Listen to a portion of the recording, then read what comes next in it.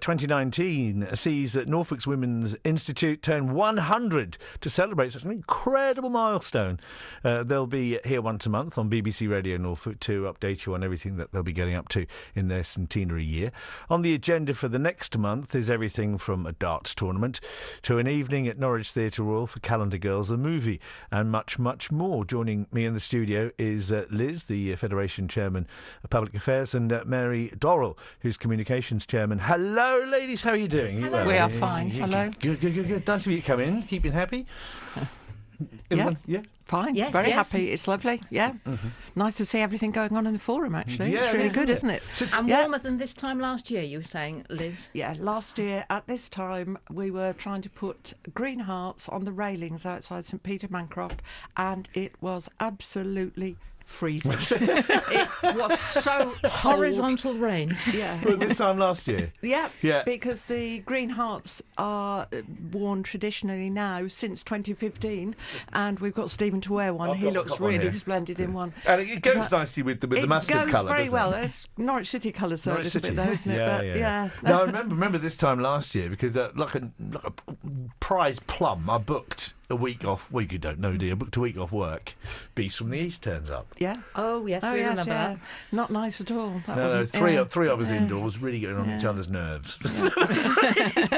So tell me a little bit about yourselves and why. Liz, I'll come to you first. Why did you join the Women's Institute? And when did you join? Well, I joined actually when I retired, because when I was working I didn't have any spare time because I was a teacher. But when I joined for exactly what I've got, which was friendship, fun, lots of interesting people to meet.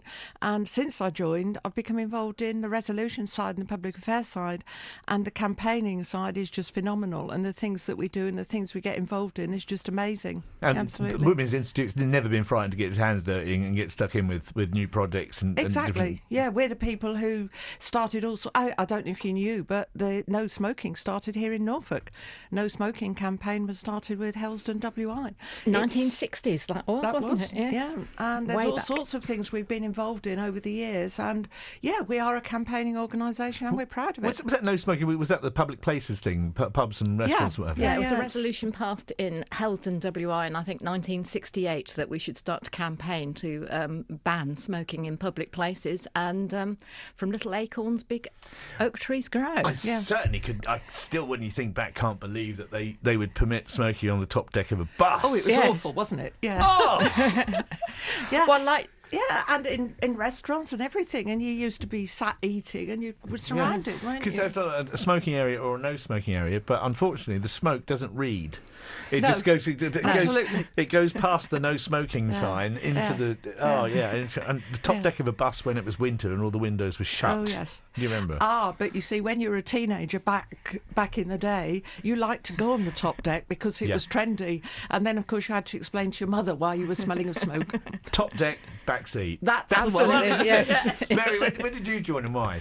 very, very similar reasons. Also a background in teaching. So, yeah, too busy until I retired. Again, the campaigns drew me in. Fun, friendship. I've made friends across Norfolk. I've made friends across England and Wales because I got involved in campaigns down at Westminster and all across the country. So if you want to make a difference, if you want to join a really green organisation in the sense of green environmentally, then the WI is the place.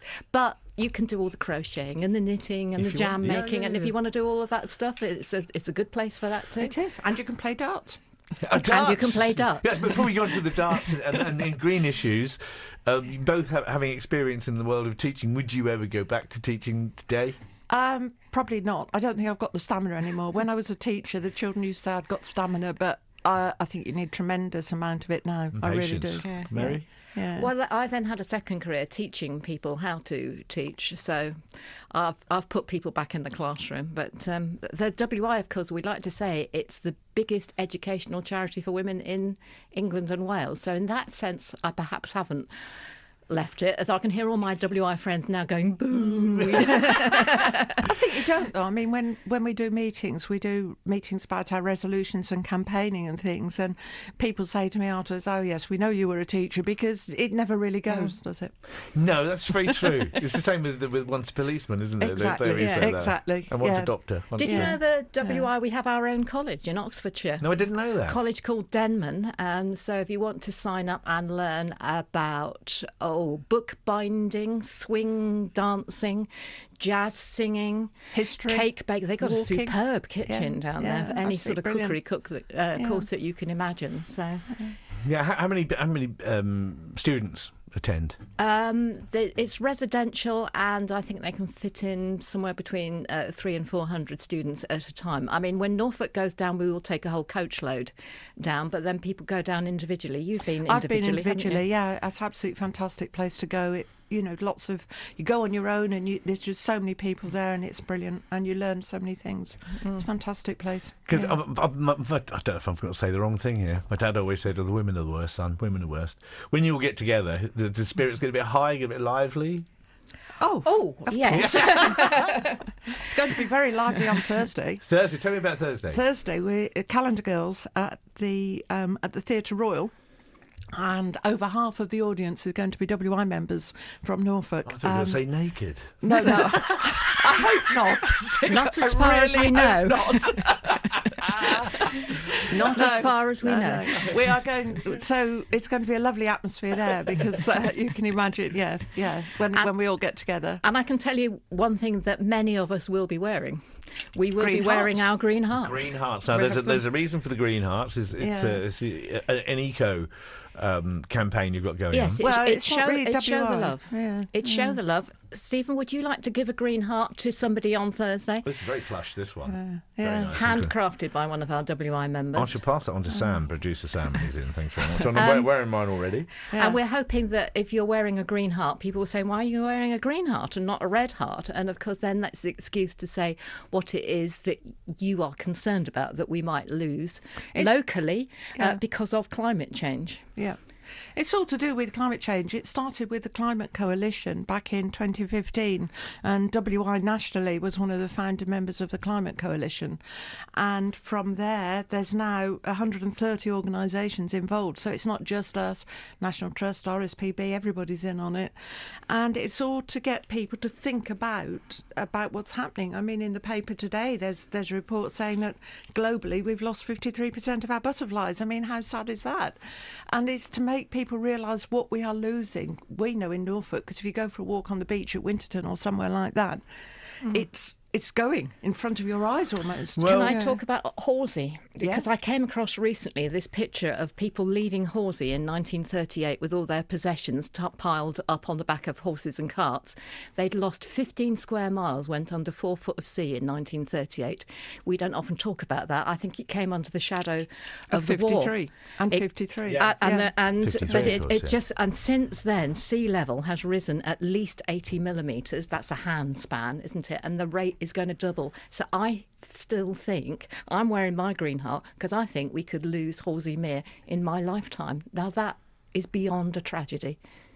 When people talk about the height that the water has risen to, that we sometimes forget the expanse of water and how much that is. Yeah, 15 square miles at about 4 foot. Yeah. They produced this amazing film, so you can watch the film. I'll put a link on Norfolk WI Facebook page. Go and have a look and see all these people having to evacuate their homes. The story's mainly about this lovely postman who rows all round delivering the mail. Real 1930s film. It's an absolute gem in the East Anglian Film Archive. And has it got one of those voiceovers that talks like that? Oh, absolutely. Lovely. Good. Yeah. Absolutely. But it's a glimpse of the future. I think they think that we could have 1 metre of sea level rise by 2050. Now we'll be talking about the coastline in Norwich if that happens. And that's just about in my lifetime. Well, Don't know about you, just squeeze Well, it we've into my joked lifetime. about this because I live in the Aire Valley. I live at Strumpshaw, and we joke about Strumpshaw on Sea and things like that because it's going to happen sooner or later. The river is going to overflow. Just for a joke, because I'm one of the highest points in the county where I live. Just for a joke, so I don't know who did it. Posted through the door, little note saying offering me mooring charges outside in my driveway. I'll come back to you ladies in a moment. You can stay with us in the studio, Liz and Mary, if you don't mind. We'll chat some more in just a moment. We're going to, by the magic of radio, go over to the west of the county, and we've got Yvonne Barker, who's Vice President with the WI there. Hello to you. How are you doing? Hi, and it's Yvonne Browne, not Barker. I beg your pardon. I was just reading what was put on my screen. I'm ever so sorry about that. So how's life over there with the WI? Is all good? Yes, we've had a fantastic year so far. It is our centenary as well, and we've just celebrated it with our President, the Queen, where she unveiled a plaque to mark the centenary in our village hall. She cut the cake, and we had a really lovely afternoon with her. We celebrate our centenary day on the 26th of February with lunch out. And then in May, we're having a centenary weekend, which will incorporate a flower festival in West Newton Church with a memorabilia exhibition in the hall. So where are you going for the lunch? We're actually going to Congham Hall. Oh, right. So is this going to be a major event, is it? Do you have a speaker? Yes, it is. Yeah? The majority of our members will be there that day. We have 32 members at the moment, and most of us will be there, so we're looking forward to that. What's the buzz like to be a member of the WI for you in 2019? I think it's a wonderful buzz because we are all trying to do so much to help towards the future, saving the planet and everything, that encompasses. And how do you go about attracting newer members? How do you sort of open the door for new members to come in? We're quite fortunate here that we have quite a large group from the Sandringham group of parishes, where there's quite a few villages that ladies can come to us and join, and we're doing pretty well. We seem to keep a steady number of between 28 and 35. At the minute, we've got 32. So compared, with lots of other rural areas, we're doing well. And the future is looking good for your branch? Yes, yeah. I mean, we've had 4 new members this last year, and I'm currently looking at 2 more. So, it's all good. Thanks very much for joining us, Yvonne. Really appreciate your time, and enjoy that. The lunch sounds brilliant. If there's a spare seat, you never know your luck. I might be able to join you. Oh, absolutely, yeah. Thank you. All right, thanks very much. There's Yvonne over in the west of the county. So the ladies in the studio, Liz and Mary. So you've got the campaigning for global warming. Absolutely, yes, and many other campaigns. Yeah, and what else have you got on the? Got the darts. Tell me about the darts. Well, we have a leisure committee that organise all sorts of things. Holidays, organising 2 holidays for our members this year. But yes, they organise this darts tournament. They've been doing it since 1976. They tell me there are 30 teams playing in 8 leagues. Mary and I are not playing. It has to be said in case anybody is worried about this. So every team has to practice, and then they have to play everybody else in their league, home and away. So I'm not sure what people visualise when you say WI member, but there's an awful lot of Norfolk WI members in their local pub practising for the darts tournament or playing in the darts tournament. No, we don't. Liz and I don't play darts. My WI, Barford and Ramplingham WI, has a very successful darts team. Shout out for them. And one of the reasons for their success is they don't let me on the team. They don't even let me in the building. You don't even keep score then? No. I would don't be even know how to disaster. score. So. But that's the point about the WI, really, is that we are such a diverse organisation that almost whatever your hobby or activity might be, then we've got a team organising events. Yeah, absolutely. Yeah. Yes, and if we